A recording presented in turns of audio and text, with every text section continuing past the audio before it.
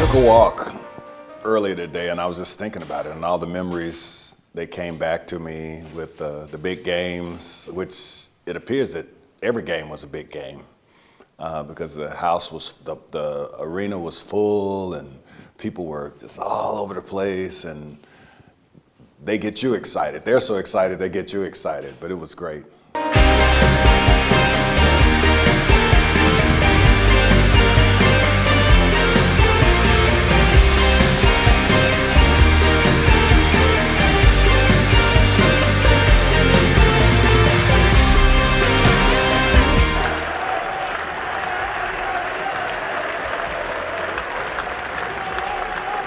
Thank you. I came here 34 years ago as a nervous boy and returned as a champion.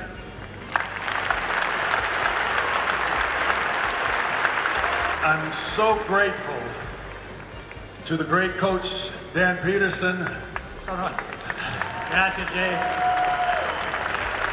And my teammates. Compagni di squadra. And I have deep gratitude for you allowing me to become a champion in Milan.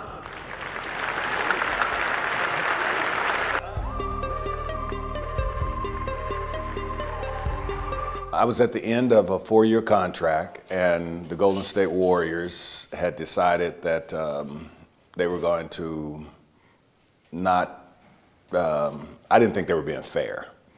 And I didn't want to sit out the whole year. And I asked my representative to find me a place to play basketball because I wanted to play basketball. And he called me one day and said, hey, they want to have you over in Milan. And I was like, yeah, let's do it. And I went. I think the team thought that I was bluffing. The Warriors thought I was bluffing. But I came here. They were probably a couple of months into their season. And finally got in shape. It was a little rough going early, but got in shape and got going. Had the benefit of Coach Dan Peterson, really a great coach, one of my great coaching experiences. And with the team, a really excellent team of players to support me and encourage me and help me become the champion that we eventually became. I'm not surprised, it's different, it's really good. I mean, that was really one of my problems is that I wasn't in game shape when I came here. So I had to learn quick and get in shape really quickly because they were so fast and so good. But eventually I caught on and got to understand them a little better and they were patient. They were really generous to me, and I'm forever grateful to the teammates because they really helped between Coach Peterson and the guys I played with.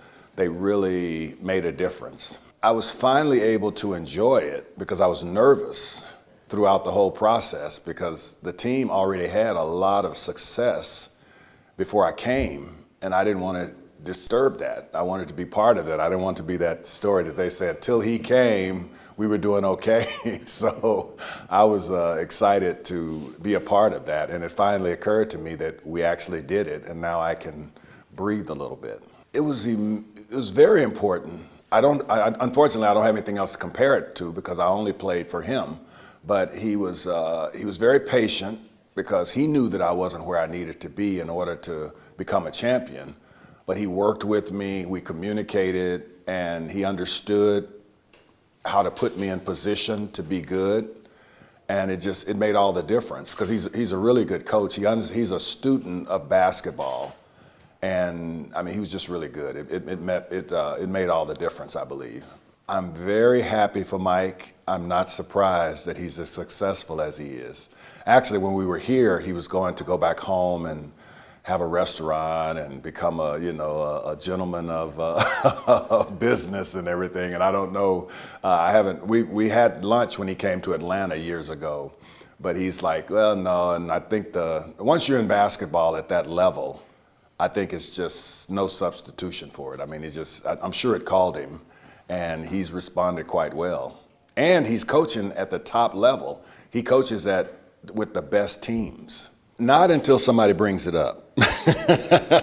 I mean, Larry is a really special player, and I think he has that gift that so few players have of making everybody around him better. So, I mean, I'm curious about it, but I accept the career that I had. I played for 11 years. One of those years was here. And I mean, I had a full basketball experience. And I'm gonna accept that and not try to be concerned about what would have happened. They're all tough. I get tired even hearing you recite their names. It makes me a little weary. They're all good for different reasons. Like Moses Malone, who we lost a couple of years ago. He's always moving. He's always moving. He's really strong, but it's not even a battle of strength. He's always moving. So you're trying to go, and when you get to where you thought he was, he's gone to another place. And he's rebounding all night long, and it's just a long night out. Kareem is a perfect hook shot that no one ever blocked. I've never seen anybody block his hook shot. And he had a certain discipline about himself. Patrick Ewing, I remember when he came in, just a really strong and fundamentally sound guy. I mean, they all have different things that make them very remarkable. But it's a long night. So fortunately, I could play against them. So, you know, just like I'm worried about them giving me 25, 30, 40 points, I'm giving them, you know, 235, right. So fortunately, the door swings both ways. About to be 30 years removed from my last NBA game. I watch it sometimes, like I'm at the age to where the guys I played with, they're coaches now. Nobody I played with is playing, obviously. We're too old for that because I'm 60 now. You don't want to see a 60-year-old play basketball. But I go out sometimes when they come to Atlanta. I live in Atlanta, Georgia, and there's the Atlanta Hawks are there. And I come out to the arena and watch the games sometimes. Or if I'm at a friend's house and they want to watch the game, I'll watch it a little bit. I don't follow it as closely to be, I'm like a regular fan of the game, but I'm not really up on, you know, who's doing what, other than the big stars. When I retired from basketball, I'm an investment advisor. I work with players from the National Football League and the NBA, helping them preserve their wealth. I'm an investment advisor in half of my time. The other half, I'm a painter and a writer.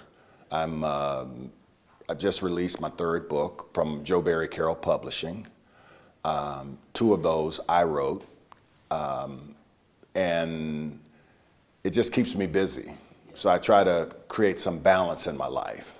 Because when you retire from basketball, if you've been a good steward of your money, you have options, you know, and that's been most of what I do. And then I have charity stuff that I do where I support different organizations, like the Innocence Project that exonerates people who've been put in prison wrongly with the use of DNA, and children. A lot of work with the poor mostly, because I grew up as a very poor child, so I'm sympathetic to some of the struggles that people in America who don't have money, what they have to deal with.